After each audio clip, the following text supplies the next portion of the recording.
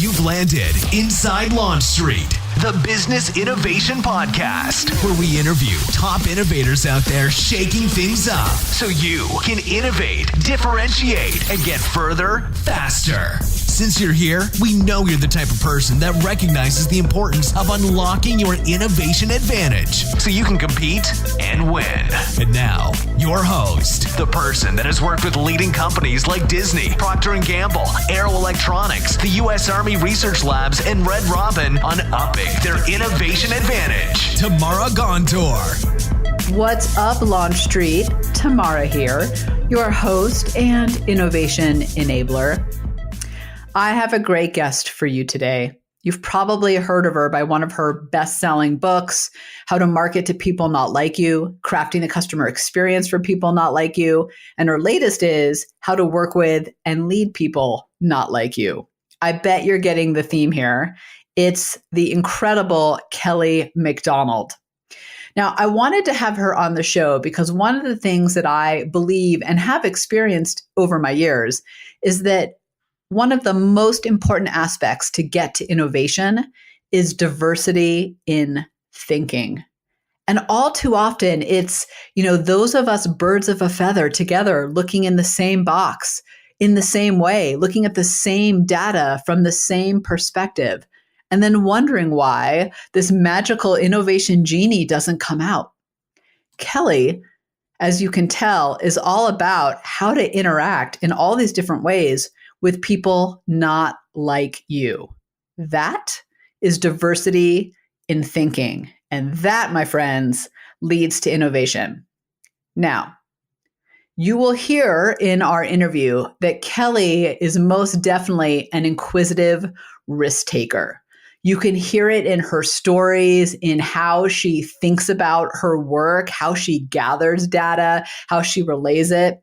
The inquisitive side is all about innovation in the questions, not the answers. Now, I have the good fortune of knowing Kelly. I've known her for many years now, actually, and she may be one of the most inquisitive people I know. She's constantly asking questions, but she uses that to get to the deeper layers. And when you're dealing and managing and leading and interacting with people not like you, having that ability to dig and dig helps you not only connect, but bring out that creativity in the people around you.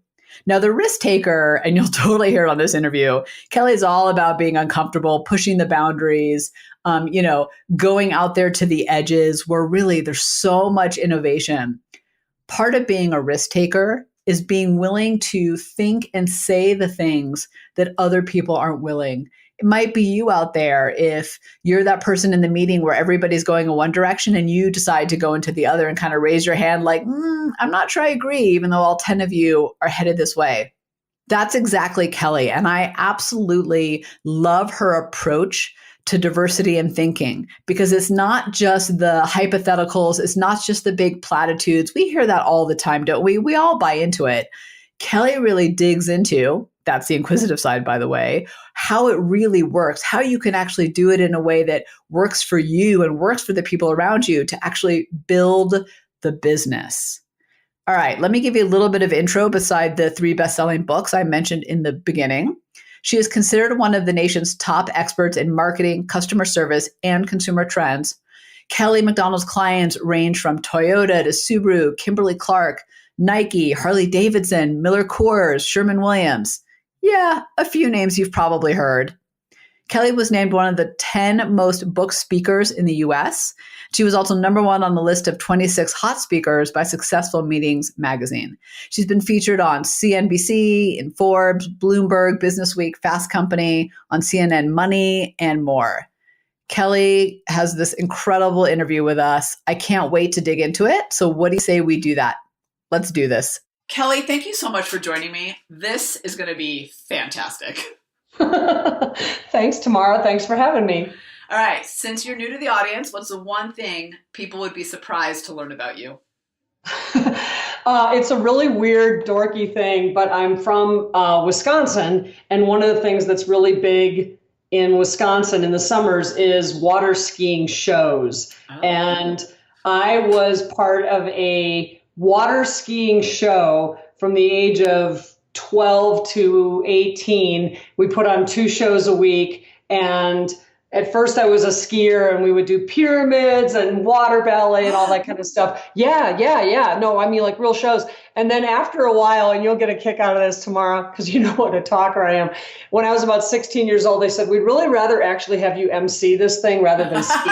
They're like, I think your talents lie elsewhere. I was a good skier, but I was apparently a better talker. Oh my God, that is fantastic. Which is so funny because I've known you now for a while and I did not know that. Yeah. I mean, I'm not, it's just one of those dorky things. And it's like, I live in Denver now, and it's like people who aren't from the Midwest don't even know what a water ski show is. But, we'd have like 200 people that would come to the show, and we did it twice a week. And, we'd ski for 2 hours, and we would just, like I said, do these amazing acrobats and athletic stuff on skis. So I have to ask before we move on, is the pyramid hard? You know what? It's actually not that hard. It's one of those things that looks like it's really hard. And it's once you learn how to do it on water, it's actually not that hard. The hardest part is bringing them down, because the people who have climbed up on the shoulders of the people below, then when they climb down, they have no skis because they kicked them off, obviously. Right. So you have to have 2 people skiing on a set of skis. But it's really actually quite easy. Oh my gosh, you just blew my mind. I could have a whole conversation about this, but that's not why I wanted to have you on the show. So we'll move on. So you wrote a book, How to Work With and Lead People Not Like You. And you have a long history in business, as I talked about in the intro, and a lot of work in this area in particular. So let's start with kind of the big high level question and then dig in. Why is diversity in thinking so important to innovation? Tamara, I think it's actually the bedrock of innovation. I think it's the very definition, or if not, it should be, because that's where innovation starts. Innovation starts with someone thinking differently about something, more in a different way than it's ever been thought of before. And that's where all invention, innovation, concepts start. And so if you have people who all have the same experiences, they think the same way, they like to do things the same way, that's not an innovative culture. And, there's a famous YouTube video that has some assignment that they gave like engineers. These are guys who are like super brainiac engineers, and they gave them something like 5 straws, like plastic straws, to like build something with. And they literally, these are like incredibly smart engineers. They couldn't do it. Yeah. And then they gave them to like 3-year-olds, and they did it in like 2 seconds, because, 3-year-olds are like, oh, we can do anything here. There's nothing that's out of the norm. And so diversity of thought and diversity of experience, and all that implies, all of the background that you bring, every way that you think about things, all of that is what shapes the way that you solve problems and move the business forward. And that to me is the very, like I said, bedrock of innovation. So let me ask you a question on that. So I 100% agree with you. I think you and I were talking in one of our prior conversations about ideas that come from birds of a feather tend to die, right? They've got holes in them. They're not strong enough. They're really not innovative because we're all looking in the same box, in the same way, at the same data, from the same perspective. You need that diversity. When you're inside a company, how do you think about getting that diversity? And I'm asking not just from a hiring perspective, but more from how do I leverage that to make sure it's actually happening? Because I think I think you've said to me, it's like great in theory, but hard in practice. Oh, it's totally hard in practice. That's one of the reasons this is such a hot topic right now, is because companies have invested so heavily in having a diverse workforce. So they went out and got a bunch of diverse people, whether it's diverse backgrounds, diverse languages, diverse experience, different cultures, whatever. And then they throw them all together and can't figure out why it's not gelling. And so, that's good. Step 1 is diverse talent. But step 2 is you have to work to pull these people together and to make them see that it's okay if everybody doesn't see the same thing the same way. So one simple exercise that I can share with your listeners, and I experienced this firsthand at a company that I worked for, a large global ad agency that I worked for years ago. And there were about 60 of us on the team that worked on this one particular account. And we kind of knew each other from sight. Some of us knew each other quite well. There were other people who I was like, I don't even know who that is. And my boss pulled all of us together for a 45-minute meeting one day. And he said, we're not going to talk about business. We're going to talk about each other.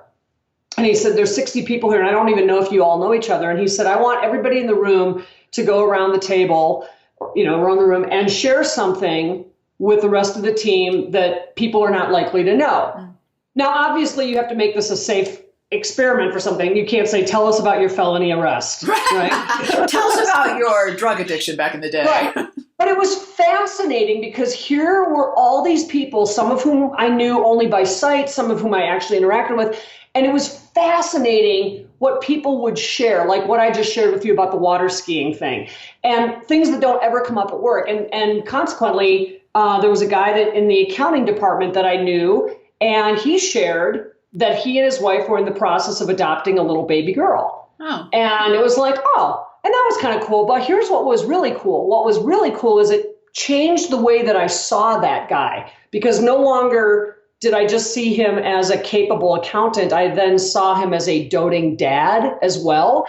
And it gave me a chance to talk to him about other things. But I mean, that's a silly example because that one doesn't have anything to do with business. But what happens is when people find out something interesting about another person that they didn't know, it fosters better conversations overall, because then you can springboard off of that and go, I didn't know you like fly fishing, Tamara, or I didn't know you were born in New York. My cousin's from New York, whatever. And it fosters the coming together, because at the end of the day, people are people. And we actually do want that common ground, even though we might be coming from different places. Does that make sense? It totally does. And one of the things that I'm just kind of sitting here percolating on as you're talking is it sounds like part of what you're saying with this kind of really tapping into that diversity in your workforce isn't just the superficial level of diversity that we all think, which is important, right? Whether that's kind of, gender, ethnicity, race, right? The things that we all, language, age, right? The things we always think about, but actually going much deeper into what are the different perspectives, experiences, focuses that person has that they can bring to the table. Is that fair to say? In this case, imagine 60 people who are hearing all the same information the same way at the same time. So all of a sudden we're hearing like 60 different little anecdotes about each other.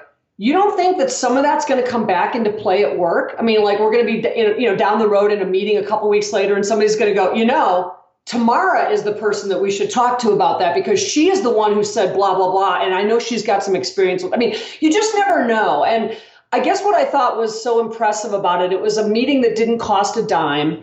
And it was a simple way for my boss to bring those people together who wouldn't otherwise necessarily be together at all. We would be siloed, and Joe's in accounting and Kelly's in account service and so-and-so's in graphic design or whatever.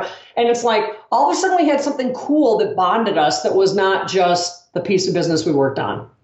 So will you share, because I've heard them from you, and I know you share a lot of these great stories from the stage too, because you do a lot of keynoting, some stories of working with people gone wrong. It's a horrible way to ask it, but it's so easy to identify the big gone wrongs, but I think there's a lot of subtle things that if we knew to shift, we'd be able to tap into that diversity even better. Yeah. Wow. I don't know how much time you have. If this could take 6 or 8 hours to talk about things gone wrong. There's so many stories. One, I think that is a great brand experience that ultimately has a happy ending, but I can share this with your listeners, is Skinny Girl cocktails. Here's the quick story on Skinny Girl. So Bethany Frankel had this concept that women might really enjoy having a good tasting, low calorie cocktail. So she just had a concept. And so she went and she pitched every single major liquor company in the United States this concept, every single one of them. And every single one turned her down. Wow. And she went ahead and forged ahead and found some venture capital and all that stuff and built the brand. 2 years later, after selling 400 million cases of Skinny Girl, Beam, as in Jim Beam, Yeah. bought her company back from her. So that was a good move. They took it, they declined the opportunity at first, and 2 years later, when obviously she had a tiger it by was the tail, it was proven at that point. They said, "Oh, no, we'll take that." Yeah. But they bought it back for $100 million, the same brand that they took a pass on, just a couple of years before that they could have gotten for a song. So what happened there? Well, what I surmise that happened is the facts of the matter are that women metabolize calories differently than men. It's just harder for us. It's why I can't eat a pint of ice cream at night and still lose weight. It's why, yeah. I mean, and I think men, it's not that they can just gorge out or anything like that, but it really is easier for men. It's just we metabolize calories differently than men do. It's harder for us, and that's a fact. And so I believe what happened is she was in pitching to groups of men about this concept of the low-calorie cocktails, and the men were not being dismissive or disparaging. I think they literally couldn't understand what the big idea was. I don't know if this is actually that great. And I think if there had been some women around the table, that those women would have been like, hold up, are you kidding? Yeah, this is it. Yeah, and so that is a classic case of they missed something big. Now, the good news is they had a chance to get it back. They bought it back, the brand back 2 years later, but only after they'd missed out on the first 400 million cases of product. And I believe that, again, what they missed out on was just they didn't think like the consumer thinks. So is this a matter then, Kelly, of recognizing that, I've got some unconscious bias and I may not be understanding the power or the brilliance in their idea because I don't come from their perspective. And even because I would venture to say, right, that to build on your story, those men in the room probably weren't sitting back and going, oh, wait a minute, I don't have her perspective. Let me listen. They probably just were looking at the business case. It didn't resonate with them and they moved on. Right. They're kind of like, I don't know if this is a good product or not. I mean, I completely agree with you. And I think that's exactly what happened. And I think, maybe the ideal world would have been to have a more diverse group around the table. But if the decision makers weren't diverse, if they were in fact all men, then the next best move would have been, you know what? I don't really count calories like this. I'm not the target market for this. Let me go get some women in the office and see if they can weigh in on this. Because it's a product for women. Obviously, anybody can drink it. But it was her concept was that women would like to have a good tasting Cosmopolitan and not blow their daily calories. And so, I think that's exactly it. I think they applied their own bias. I hate that word bias, but their own perspective, if you will. Yeah, their own perspective. They were just sort of like, I don't know. It sounds okay, but will anybody really buy this? Well, and it makes me wonder, and for LaunchStreeters out there listening, to really think about how many times you're working with people not like you who are coming from different perspective and shutting down their opinion or idea because you don't understand where they come from or why, and not taking that moment to say, hey, am I not agreeing with this because I don't understand their perspective, or is there something else going on here? And it's certainly that, Tamara. It's not anybody ever saying, I don't care about your opinion. Sure. I'm just going to do things my way. We're oblivious.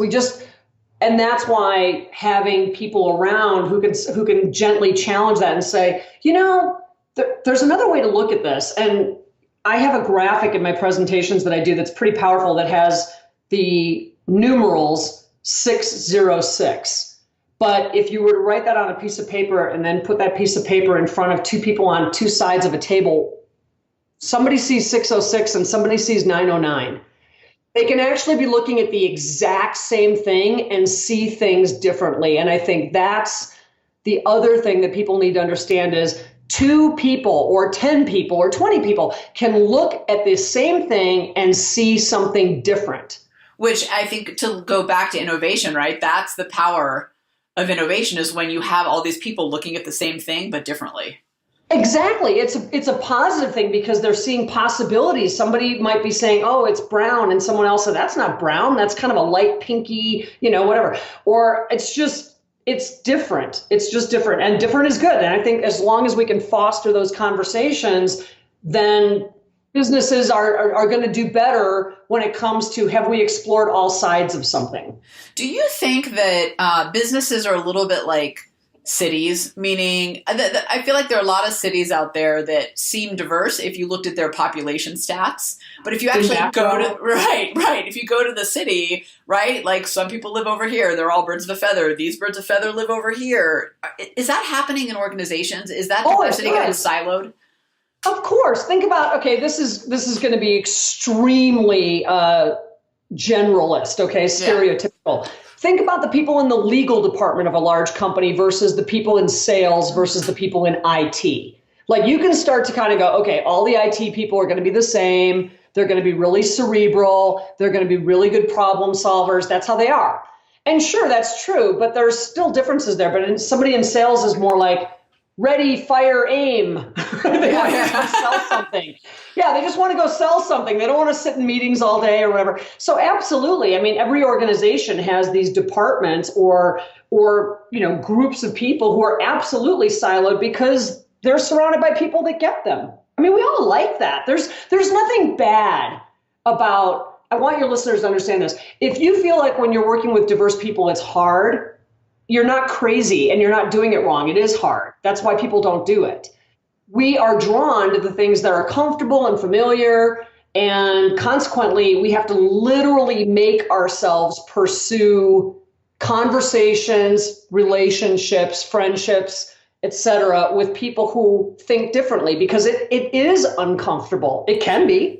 Well, and I think that that's part of the challenge, right, is being willing to be uncomfortable. And would you say that part of that is also a little bit putting yourself out on a ledge? Because I'll just speak personally and say that you know me for a while now. I'm a really open person to different people and perspectives. And sometimes I'm worried that I'm going to say the wrong thing. Okay, so let's talk about that. We're all worried that we're going to say the wrong thing, especially now in the climate and culture that we're in. It really has consequences. I mean, you say the wrong thing to the wrong person in the wrong way, and your job could be at risk, or your company could get sued for $70 million. But here's what I want to say is people are going to say the wrong thing. We're humans. And it's not because we have poor intent. We're not trying to be hurtful. We're not trying to be disrespectful. Sometimes it's out of thoughtlessness, carelessness, speed, right? We're like speaking too fast or something like that. Well, sometimes it's even out of ignorance. And here's a great story. I can tell you two quick ones about this. And I think it's something that your listeners can really relate to because we're all going to do it. A friend of mine, her name is Amber. She's Black, and she is a young Black woman in Kansas City, and she's an attorney. And she had to go do a deposition. She could go to the other attorney's office, or they could come to hers. And so she said, I'll go to the other attorney's office. And she had to go to Salina, Kansas, which is a very rural, small, and white town. So there's not just a lot of young, successful Black women attorneys in Salina. I'm actually betting that there's none or very few. So she goes to this attorney's office and she walks in, and as she describes the story, she says, the woman behind the reception desk is like 110 years old. Okay, so yeah, she's just an old. We've all been to that office. We've all been to that office, right? And Amber walks in and says, "Hi, I'm Amber Fitzgerald. I'm here for the deposition." And the woman said, "Oh, well, you can just sit over there and wait for your attorney." Oh. She thought she was the defendant, not the attorney. No, wait, there's more. No. So then Amber says, No, I'm sorry. I'm Amber Fitzgerald. I'm with Fitzgerald, Simmons, and Fitzpatrick, the attorney. And then the woman said, "Oh, I didn't know they let paralegals do depositions." Oh my goodness. Right. So she insulted her twice. First on like, okay, you can't possibly be the attorney. You must be a clerical person. And then, you also must be the defendant. So I'm like losing my mind. And I'm like, oh my God, what did you do? I would have given her a piece of my mind. That's racist, sexist, and ageist. Right. Every other, yeah. And I said, I was just like, I was dying. And she said, Kelly, I could have done that. I could have gotten in her face and shook my finger at her and lectured her. And she said, but she's like 110. And she said, Consider her framework. When she started working, women were not even in the workforce. And if they were clerical. So I believe she didn't actually mean any malice. She literally just said the first thing that came to her mind, which is, oh, I didn't know that paralegals, And so I said, oh my gosh, okay, you're a better person than I am, Amber. What did you do? And Amber said, I reached into my business, my purse, I pulled out my business card, and I gave it to her with a big smile. And I said, I'm Amber Fitzgerald. I'm with Fitzgerald, Simmons and Fitzpatrick. I'm the attorney for the defendant. And I am a little early, so I'm just going to sit right over here and wait for my client. And she said the woman knew exactly what she had said, and she was horrified. But the point is, assume goodwill. People are going to screw up. And then one other quick story. There's a global company that everyone who is listening to this knows, so they shall remain nameless. Yeah.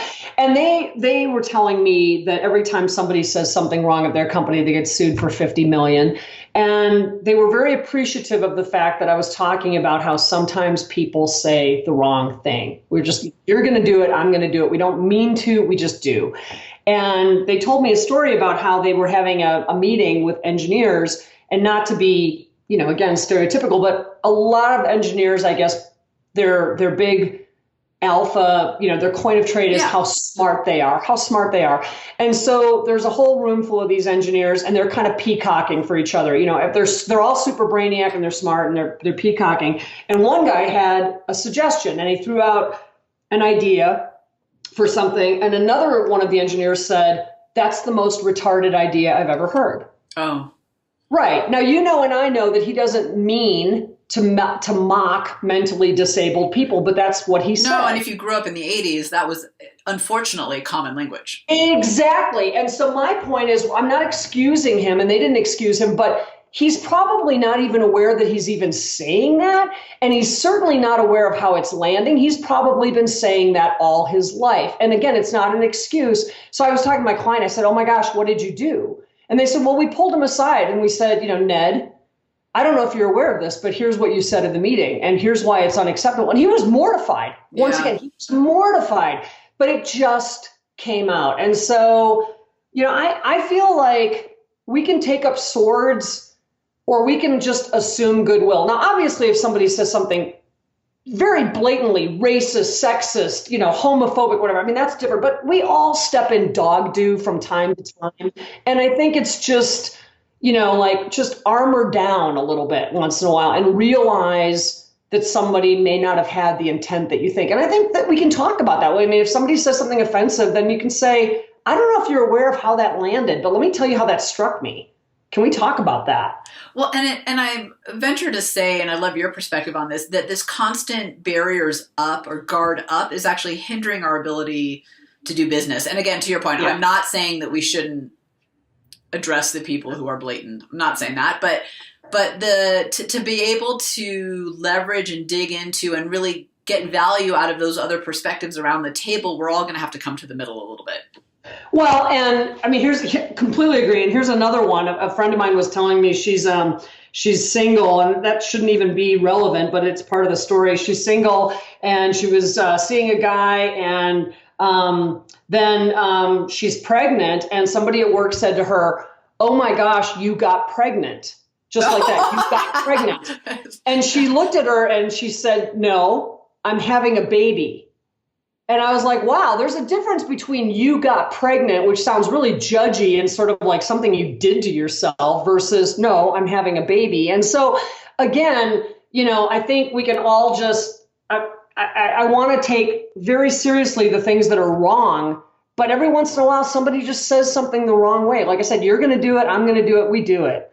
And we have a choice about how to react. So you had told me over sushi one night that a client had said to you, and I hope you don't mind that I bring this in, but everything you're saying really gets to this point of, they said something to the effect of, I know what not to do, but I don't know what to do. Because it seems like we spend a lot of time, and I'm not talking about you and I in this podcast, I'm just saying in general in leadership and in companies, we spend a lot of time focusing on, here's what's off limits. Here's the tree that you shouldn't hit while you snowboard. Forget about all that open space.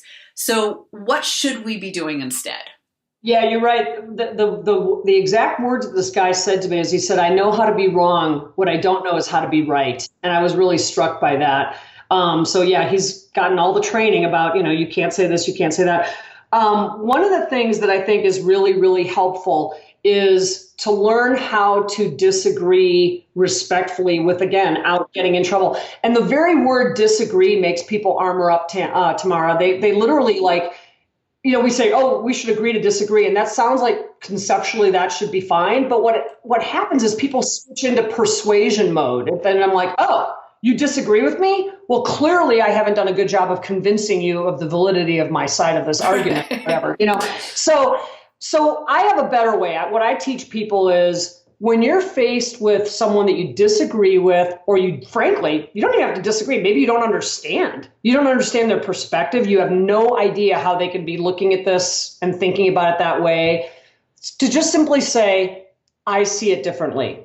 Because I see it differently is not combative. It's not antagonistic. You're not even trying to persuade someone. It's certainly not superior or anything. It's a simple declarative statement. I see it differently. And if you were to say to me, Tamara, Kelly, I see it differently, chances are I'm going to say, well, tell me how you see it. And then we're going to have a conversation and not a debate. And I think that is a huge, huge, simple 4-word tactic that anybody can apply in trying to learn how to be right. To your point about the guy that said, I know how to be wrong. I don't know how to be right. One way that you be right is to say, let's talk about this tomorrow. I see it differently. Tell me how you see it. Because the more you talk about something, the more you can actually find that common ground, or at least have the information now about why your colleague, your client, your vendor, your supplier, your coworker, whatever, sees something differently than you do. I love it. We have this whole thing over LaunchStreet about constructive conflict, which in essence is the same kind of concept of you can have debate. And in fact, debate is great for business and innovation because it elevates everything, actually, because otherwise you're just stuck with your one perspective. And kind of that's a whole thing in itself. But I think agree to disagree is like, I'm going to dig my heels in and you're going to dig yours in. That's what that says. It really is. It's one of those loaded words that shouldn't be loaded, but it has become that way. And it's just psychologically, we all sort of, rather than saying, oh, well, tell me why you disagree with me and having a constructive conversation. You're right. We do dig in. And so I try not to use that word disagree. I just approach it from, I see it differently. Or I can, if that's not forthcoming, I can say, Tamara, I can tell that you see this differently. Tell me how you see it. I want to understand. And so we're not trying to persuade at that point or, show that I'm superior or that I'm right and that you're an idiot, or that I'm just truly seeking to understand. Just tell me how you see it. Clearly, I don't see it the same way, but I might be missing something here. Well, and I think that's the key there, right? I might be missing something, and being open to that. And again, for business, that makes your thinking stronger. So why wouldn't you want someone else to poke holes or see it differently and build your idea or build your thinking? And Kelly, tell me if I'm wrong here, but my experience has been that when you get to the why, like tell me why you see it this way or where you're coming from or whatever, that's when you as the listener become way more open to what they're saying, number one. And number two, you start to see the value in their perspective is when you get to the why. That why part is so important. So I agree with you, but I would actually take that why word and tweak it a little bit, because this is just my perspective. I could be completely wrong, but in my experience, I find that even if you ask, tell me why you think that, people feel judged, like people feel defensive. They immediately feel defensive and they have to justify why they think that. I substitute the word how and I say, tell me how you see it. Right. Because how is far more nebulous and all encompassing as opposed to tell me why you think that, Tamara. I mean, there's you know what I'm saying? Depending on how that why is delivered, tell me why you think that. It can sound really patronizing. It can make somebody feel defensive. And frankly, they might struggle to explain why they feel that way or why they see something that way. But usually people can explain how they see it. That's such a great nuance too. I'm glad you brought that up. I was just laughing because it reminded me of all my years in market research. We'd never ask why. We'd avoid the word why. I hadn't really thought about that in years, but you're absolutely right. And I think that also allows you to debate the idea at hand versus the person. And because that's where I think we get into trouble. Because if I say, why do you think that? Then immediately it's about you me. Feel like you have to defend your own thoughts, your own opinions and stuff like that. And if I just say, tell me how you see this. And you might say, well, sales is never going to go for this because of blah, blah, blah. I mean, all of a sudden it's much more abstract. It's not personal. Right. No, that's a great, for launch readers out there, use how, not why. And I think getting to that place really opens up the conversation. And as I was just saying, makes it about debating or having conflict, whatever word you want to use, around the solution, the idea, the topic versus the person. There's one more thing on that too, is I think say to someone, tell me why you think that, or tell me why you feel that way. It can sound judgy, dismissive, and like you're superior. And if you say how, it, to me, feels more like you're giving that person respect. Like, Tamara, tell me how you see this. Like, I actually want to know. I value your opinion, and I know you might be seeing it differently. Tell me how you see it. I feel like that is literally giving them like respect or flattery or honor. Maybe it's honor is the word. Whereas why, tell me why you see it like that, sounds just the opposite to me. Yeah, no, I don't think you're wrong. And like I said, I hadn't thought about it in years. And I'm just reflecting back to the last conversation I was in where someone said to me, well, why? And I remember being like, because I said so. Like, that was what I wanted to say. Like, it actually put up my defenses. And I didn't in the moment realize it's because they used the word why. And they weren't actually being judgmental. They just, that's the word that they use. I think that for launch readers listening, that is an important detail. And I would try to switch my language today at work and see how it's what you're saying is received differently. Yeah. So that'll be $10,000, please, tomorrow. Yeah. Exactly. For that little piece of advice. That's right. That's a gold nugget right there. I'm curious from your book, how to work with and lead people not like you. And again, we'll put the link in the show notes and all that. You know, a lot of people have read it. They've heard you speak on it and talk about the concepts. What's kind of the one thing in there that you've gotten feedback on that readers, it really resonates with them? And maybe you didn't think it would, or maybe you just didn't realize that was the nugget that would be so powerful. The one piece that I can see it in their faces when I speak, and then I've had people write to me, email me or whatever, is they want to know that they're not bad people because they're struggling to work with someone they don't understand. And I think, again, our culture, and I'm all about diversity. I'm all about, we are the world and all that. But I do feel that what's happened is people feel like, man, if I'm struggling to understand or work with this person and I just don't get them, I don't get their approach, I don't get the way they work, I don't get the way they think, this is hard. They don't feel like they can say anything. Their job could be at risk. And so then they not only are struggling and they keep quiet, but they feel like they're doing something wrong. They feel like they're racist or sexist or homophobic or Islamophobic or xenophobic. They feel like they're a bad person. And one of the things that I try to assure them is hanging out and surrounding yourself with people who are like you is human nature. It literally is human nature. And so it doesn't make you bad if it makes you uncomfortable when you're confronted with someone who's different. It makes you normal.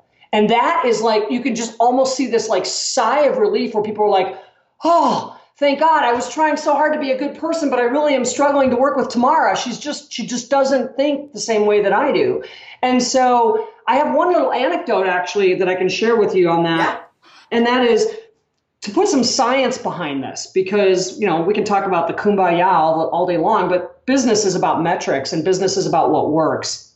And so there were psychologists and social psychologists who wanted to study whether when people were confronted with someone who was different from them, how that how that worked with problem solving and solving a problem. And they wanted to take race and ethnicity and things like that off the table because it just gets sticky. And they wanted to find another way that they could compare like people to unlike people. So what they used was groups of fraternity brothers and sorority sisters.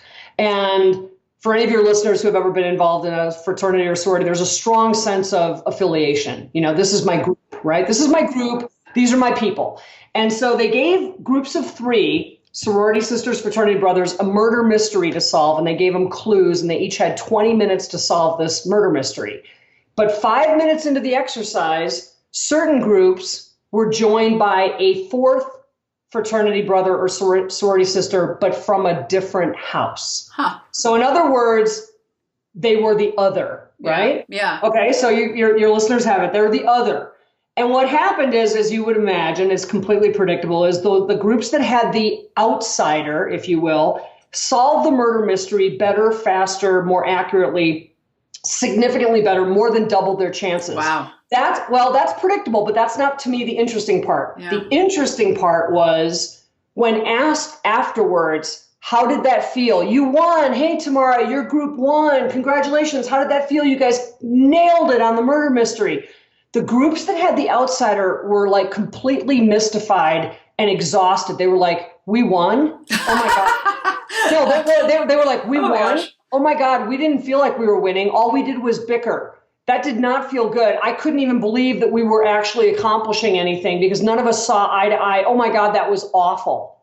And so the bottom line is working with diverse people feels harder because it is harder. You're not crazy. If you're working with people who are different than you and it's a struggle, you're not crazy and you're not doing it wrong. It's freaking hard. And so understand that and let yourself feel that difficulty and realize I'm okay. I just have to power through. There's no shortcut here. I just have to do it. The result is always going to be amazing, even though it felt awful. There was a guy that came up to me after I was speaking on this one day, and he goes, you know that thing about the sorority and fraternity? I said, yeah. He goes, it's kind of like exercise. And I said, what do you mean? And he goes, it's easier to stay on the couch and watch TV. And he said, I have to make myself go for a run. I don't really want to. I have to make myself go for a run. I have to put in that effort. But if I do, I always feel better afterwards. The result is always worth it. But we're not naturally inclined to do that. We're naturally inclined to not do that. And I think that's an important takeaway. What I appreciate about what you're saying, Kelly, is if it's hard doesn't mean it's wrong. In fact, it probably means it's right. It doesn't mean that you're a bad person and that it doesn't mean you're bad. It means you're different from the other person. And that's why this is hard, because you don't understand where they're coming from. I mean, go back to the Jim Beam thing. They just didn't understand what the big deal was with a low calorie drink. What's the big deal? I mean, I think if you went back to a lot of investor pitches, I would venture to say that that's probably a lot of the cases of, the conference table missing the opportunities because they didn't see that perspective. I'll give you a short kind of story back, Kelly. I have a mentor who's a advertising teacher over at CU Boulder, and he used to be CMO of Coors, Kellogg's, P&G, like incredible marketing history. And his name is Bill. And he came to me super frustrated because his students, who are very much birds of a feather, right, who go to CU Boulder and take this advertising undergraduate class, couldn't fathom why somebody would shop at Walmart. Because obviously you should shop at Whole Foods. Retailer in the world. Totally, right? Now, for listeners out there who don't know Colorado the way Kelly and I do, Boulder is a bubble. It is a bubble of wealth and privilege. It's very precious. Yes, it's a lot of electric cars and a lot of money. I mean, really. And it's a great place. I love it. It's beautiful. There's a lot of money. Yeah. It's Boulder. So his kids that go to that school tend to come from that environment. He was really frustrated because he's in an advertising class where the whole point to your book and your work is to market to people not like you. That's a lot of what our work is at the end of the day, is selling and marketing and leading people, right? As you know, who are not like us. So we're sitting over lunch and I said, well, what if you did this? What if you made a class project where they had to go to a Walmart and then they had to talk to people about why they had what they had in their shopping carts? Awesome. Yeah. So he started doing this and these kids would go and they'd go to Walmart and Kelly, their minds were blown. They were like walking into a foreign country where they don't speak the language. And they're taught, and one of them was telling this story in the class when they did their presentation about talking to this mom who has, the big bag of frozen, burritos and the big bag of frozen waffles. And, each of them are $1. And her saying that she's got 6 mouths to feed and she can't afford the vegetables, and just the eye-opening that happened by stepping into somebody else's shoes as much as they could, finally changed the game for some of these students because they just didn't understand. They couldn't understand, yeah. Yeah, why you would come from that other Why perspective. wouldn't you just go to Whole Foods? Right. There's a reason it's called Whole Paycheck, people. Come on. Right. So, but it was fascinating to see the transformation of these students when they realized, wow, there are people out there who aren't like us, because from their perspective, they didn't even get that. Sure. Because they never come into contact with people who are different than they are. Right. Right. So that's not even in their sphere. They're not working with or going to school with or talking to anybody who's different than they. And I think kind of going back to all the stuff you've been talking about, it really is about how do you open your eyes and first just have that recognition that there's other people in this world not like us and that they have something important to bring to the table. And if we start there, everything changes. In our kind of final time, let's dig into the ROI of diversity because we've kind of hinted at it throughout and talked a lot about kind of what to do as a leader inside companies. Can you share a story or an example of someone out there who has done it, who has come up with something brilliant or whatever that business case is, but recognizing that it comes from a place of diverse thinking? I got one. It's so weird. Are you ready? This is like going to be like, I love weird. This is like one of the weirder things, but it's brilliant. So, funeral homes. Obviously. Yeah, funeral homes are in a unique situation because you can't make people die, right? You without going to jail. Or demand for your product. You can only be top of mind when someone does die, right? Right. So funeral homes have a lot of things all in common, though. They have usually beautiful landscape grounds. They have chapels, all this kind of stuff. And there was a funeral home, I think it was in Tennessee, that was struggling with business being down because guess what? People are choosing cremation more and more than a traditional burial. So their business was going down. And even though they do cremations, there's not as much money in that. It's not as profitable. And so they were struggling. Their revenue was down. They were like, how could we build revenue? Again, you can't make people die. So someone suggested to them that with the grounds that they have and the chapel that they have, that they should host weddings. Because literally they're empty most of the time. Correct. And other than getting a bar, they had everything. They have the chapel, they have the beautiful landscape grounds or whatever. And brides often struggle with trying to find a location they can afford that is also available. 100% true. If everybody wants to get married between, April and July, then there's only so many venues that are available and all that. And so they tried it and it worked. And it wouldn't necessarily be right for everybody. There's going to be people who are going to say, I'm not going to do that. But there were enough people who were like, you know what? Once you drive past the gates of this particular, funeral home, it's just like a venue. I mean, there's a pavilion there. Yeah. I mean, I just thought that was, and that came from someone who thought about it differently. It came from a young woman who worked there who said, why couldn't we do weddings? Oh my gosh. First of all, I would have never thought you would have taken the story to funeral homes, but I absolutely love it. And, I think one of my favorite stories to share from the stage is Dollar Shave Club, because who would have thought that you could sell razors for a subscription? Some guy who wasn't in the razor business did. And sometimes I think diversity of thinking is simply connecting with people outside your day-to-day world. We get so myopic in our work, and then we talk to people who are as deep in it as we are. Right. And then in the case of this funeral home, the funeral director was certainly not somebody who's getting married. He was in his 50s or 60s, and he had this woman who was working for him, and she was new, and she was in her 20s. And when you're in your 20s, all of your friends are getting married. And so all you do when you go out for drinks with your friends is listen to their frustrations about their wedding and how they can't find a venue and blah, blah, blah. And so she just threw it out there. And what I credit him with is being listening. Open. Yeah. Yes. Being open enough to say, that sounds a little weird, but we should try it, as opposed to that's a ridiculous idea, and so, yeah. I think that's the coolest thing. I feel like we all just need to take a pause for a moment because it's such a crazy story, but it's a great example. And, there's two things I think for leaders out there, Kelly, that I've heard you say. There are many others, but two big ones that stand out to me. One is ask how. How did you come to that perspective? How do you see it? Right. And the other one is being open to listening and hearing and really doing something with those ideas that come from people from different perspectives, stages, backgrounds, et cetera. Because I think the reason that worked, to your point, is because she was in that phase of life, not in the other phase of life. Correct.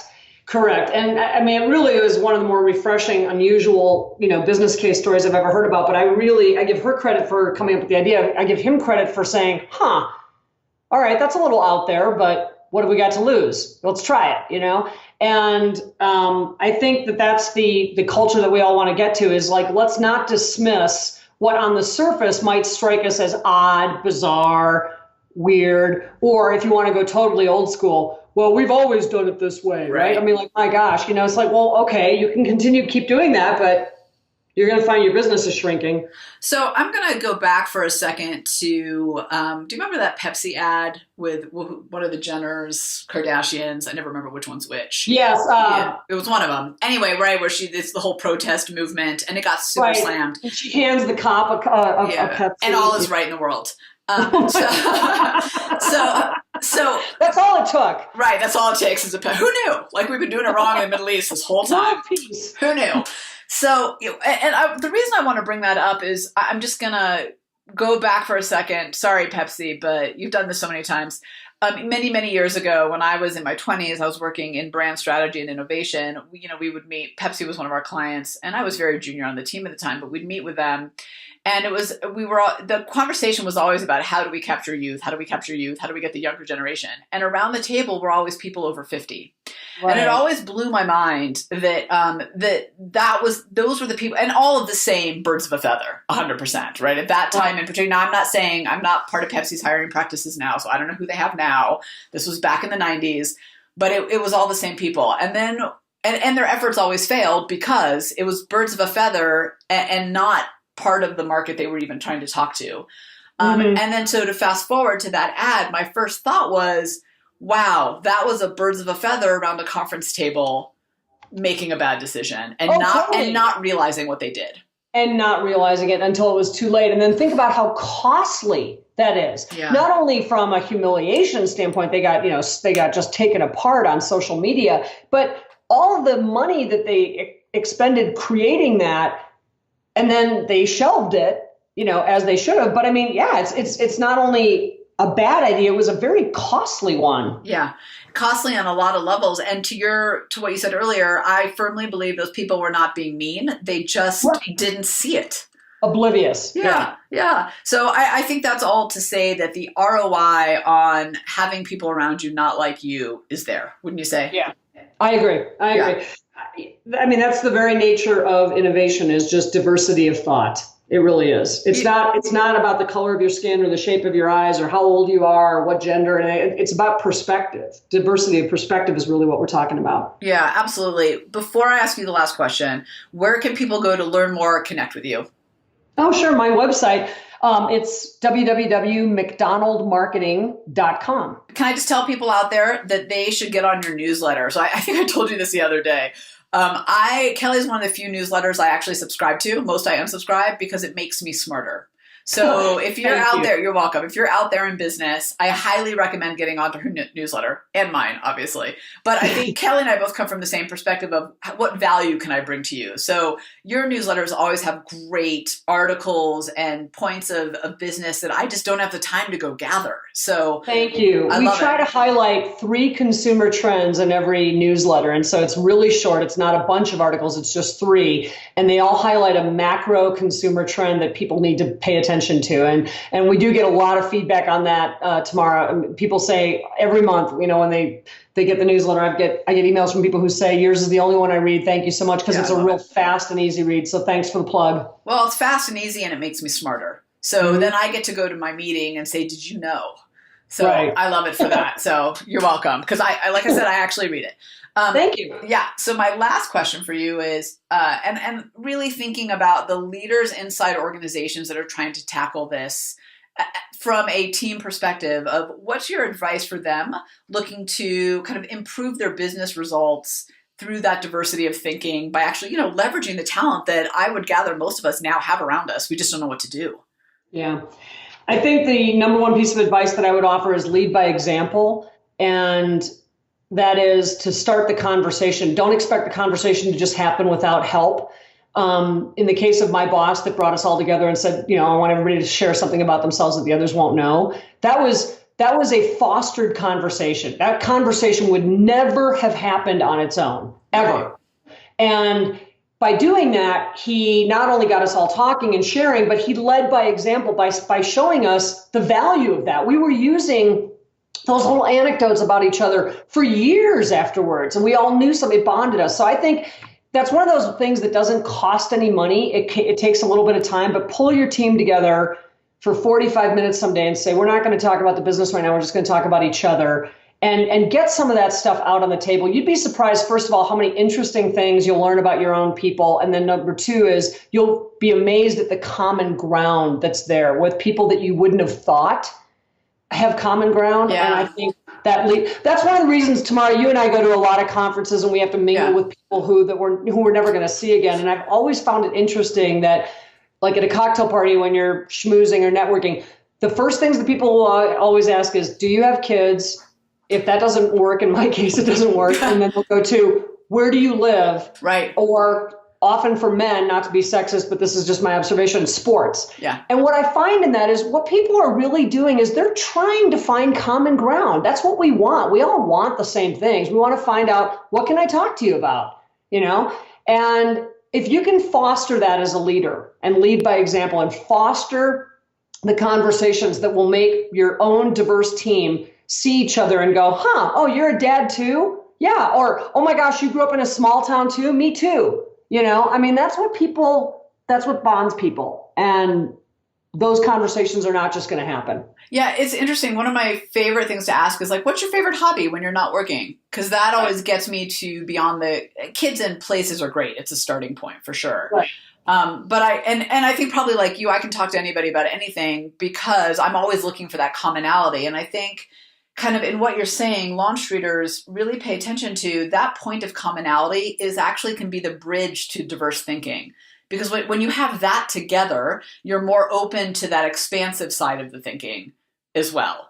And I think the other thing too is, in innovation in particular, and when you're trying to do things differently, which we have to do in today's marketplace, you can't solve yesterday's challenges and expect to be successful anymore. Mm-hmm. You need trust and vulnerability because you have to put yourself out there to come up with those new ideas, test those new ideas, fail. Like you have to be willing to do that. You have to feel safe. And that exercise your boss took you through also adds a level of kind of vulnerability and trust that may or may not have been there before, certainly isn't for other people. And companies spend a fortune on these team building exercises and retreats and all this kind of stuff. And here was a 45-minute meeting where we learned more about each other than any other opportunity I can think of. And it cost nothing. It cost nothing. Well, here's I'll just tell you this, and then we probably should at some point stop talking, although clearly, yes. As you learned early in your skiing days, that's what you should be doing. That's part of the reason why I opened this podcast with a personal question. Mm-hmm. Because I want to create a connection with not just me, but with our audience and create a level of openness with my guests before we get down to business. I completely agree. It's so much more interesting to find out that weird little nugget about somebody rather than just, I have an MBA in this and I do this. That stuff's important, but that's not what is sort of fascinating about somebody and interesting. And so I appreciate that you did that. Yeah. Well, Kelly, this has been fantastic. Obviously, we're going to have you back when you have your next book out or do something amazing, which is probably in like 2 weeks. So thank you, Tamara. This has been fun. It's always fun to talk to you. I know that was way longer than most of my interviews, but man, so many good insights. It was hard for me to stop asking her questions. It was so good. I'm sure, like me, you walked away with many tactics that you can do immediately. And I would encourage you to do so. There's such great content in here. Oh my gosh, so good. Now, if some of the way kind of Kelly spoke or some of the stories she shared, her approach resonated with you, you might actually be an inquisitive risk taker as well.